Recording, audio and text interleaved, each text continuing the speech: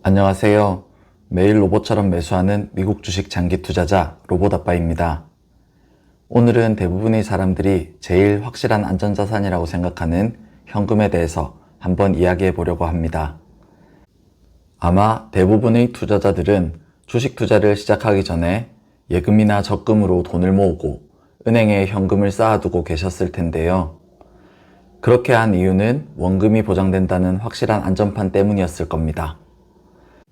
그런데 현금이나 예적금이 실제로는 안전자산이 아니라는 사실 알고 계신가요?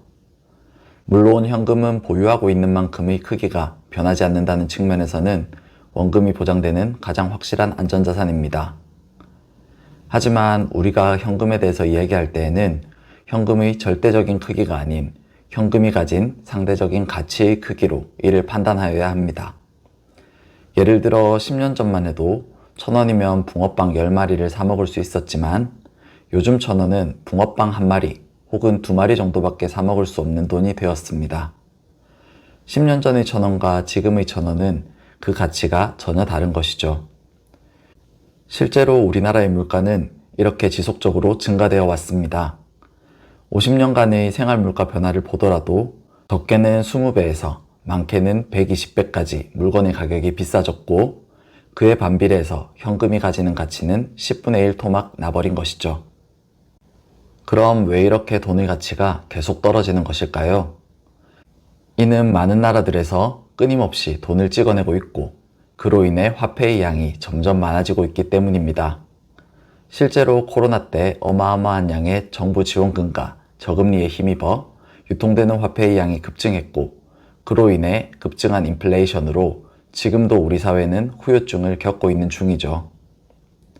물론 세계 각국에서 이루어지고 있는 이런 식의 화폐 발행과 화폐 가치 하락이 옳은 방향이라는 이야기는 아닙니다. 다만 자본주의라는 체제 자체가 빚으로 시작되어 빚으로 쌓아 올려졌고 지금도 많은 양의 부채에 의해 유지되고 있다는 사실을 기억해야 합니다.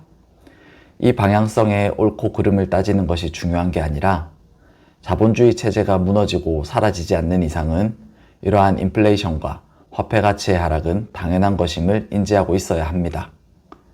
그리고 현재로서는 자본주의를 대체할 만한 대안이 보이지 않기에 좋든 싫든 앞으로도 자본주의 체제는 꽤나 오래 유지될 가능성이 높은 상황이죠. 그렇다면 우리는 어떤 선택을 하는 것이 옳을까요? 먼저 자본주의에서 필연적으로 발생하는 돈의 가치 하락을 당연한 것으로 받아들여야 합니다. 원금이 보장된다는 이유로 현금을 안전자산이라고 생각하여서는 안 된다는 것이죠. 오히려 현금은 안전자산이 아니라 100%의 확률로 원금의 가치가 조금씩 줄어드는 확실한 위험자산으로 인식하는 과정이 필요합니다. 현금이 보여주는 안정적인 숫자 자체에 집착하는 것이 아니라 현금의 가치가 서서히 감소하는 데 집중하는 것이죠.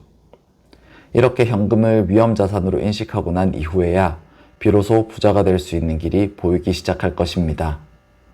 이런 인식의 전환 이후에는 비록 가격 등락이 있지만 인플레이션을 이겨내고 꾸준히 우상향할 수 있는 주식이나 부동산 같은 좋은 자산으로 우리가 가진 현금을 꾸준히 바꾸는 작업을 시작해야 합니다.